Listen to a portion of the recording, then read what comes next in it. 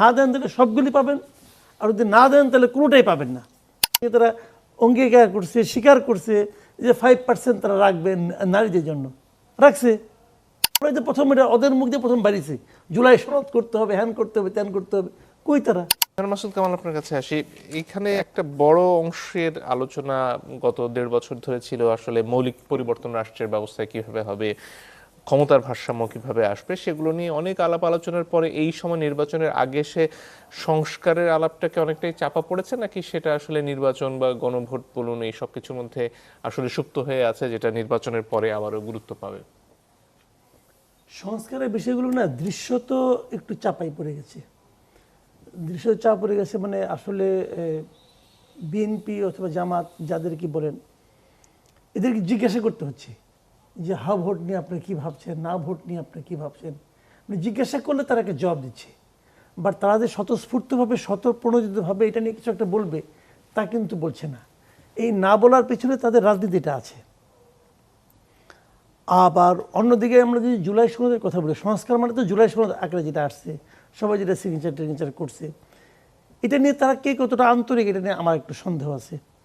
আমার কাছে মনে হচ্ছে সবই যেন লোক দেখানো, মানে এক একজন এক এক কারণে এই কাজটা করতেছে। যেমন ধরেন প্রথমত আমি বলি, জুলাই সনদের প্রথম উদ্যোক্তা কারা ছিল? এনসিপি। তারা এটা সিগনেচার করছে এই পর্যন্ত, সিগনেচার দিতে করে নাই। ওরা যে প্রথম এটা ওদের মুখ দিয়ে প্রথম বাড়িছে, জুলাই সনদ করতে হবে, হ্যান করতে হবে, ত্যান করতে হবে। কই তারা?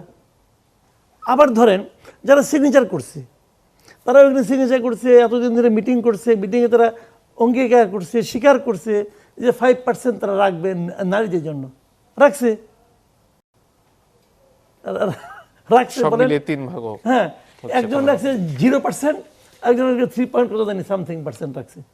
তাহলে তারা তো এই সদ্য সিগনেচার করে আসছে, এখনই মানে না, এখনই মানে না রে ভাই। আপনি বলবেন যে হ্যাঁ এখন তো কোনো আইনি বাধ্যবাধকতা হয় নাই, আইনি বাধ্যবাধকতা বাদ দেন ভাই, আপনার একটা নৈতিক অবস্থান তো আছে, আপনি তো মাত্র সাইন করে আইছেন, মানেন না কে? মানুষ যে না, এই না মানা করে তাদের মধ্যে কোনো লজ্জার ভাব দেখছেন, তাও দেখবেন না। তো এই পলিটিক্যাল লিডাররা কি বলে না বলে ভাই, এগুলোর উপর বেশি আস্থা রাখেন না। এই যে বলতেছে যে আমি এটা করবো, আমি এটা করবো, না দেওয়ার, না ভোট দেওয়ার কোনোই কারণ নাই। আর যদি না ভোট দেওয়ার কোনোই কারণ না থাকে, আপনাদের 31 দফা প্রচারণা বন্ধ রাখছেন, একদিনের জন্য বন্ধ রাখছেন, রাখেন নাই তো। আপনি 31 দফার প্রচারণা চালাচ্ছেন, আবার বলতেছেন যে এটাও মানবেন, মানবেন ভাই। এগুলো বাদ কি বাদ? সরকার যে কাজটা করতেছে যে তারা একটা প্রচারণা চালাচ্ছে, এটা তারা চালাতে পারে, এটা এখানে আমি মনে করি না যে নিরপেক্ষতা ক্ষুণ্ণ হচ্ছে না কি হচ্ছে, এটা মনে করি না। কারণ এই সরকার তো শুরুতেই বলছি তাদের এজেন্ডাই হচ্ছে 3টা: সংস্কার, বিচার এবং নির্বাচন। তো এই সংস্কার তো তাদের এজেন্ডার বাইরে না, এবং এই সংস্কার নিয়ে তারা যে কথাটা বলতেছে, এটা নিয়ে যারা নির্বাচনে অংশ নিচ্ছে তারা তো কেউ মৌখিকভাবে বলতেছে না এই সংস্কার আমরা মানি না। কাজে এটা হতে পারে, এটা নিয়ে আমার মানে সরকারের ভূমিকা নিয়ে আমার কোনো বক্তব্য নেই।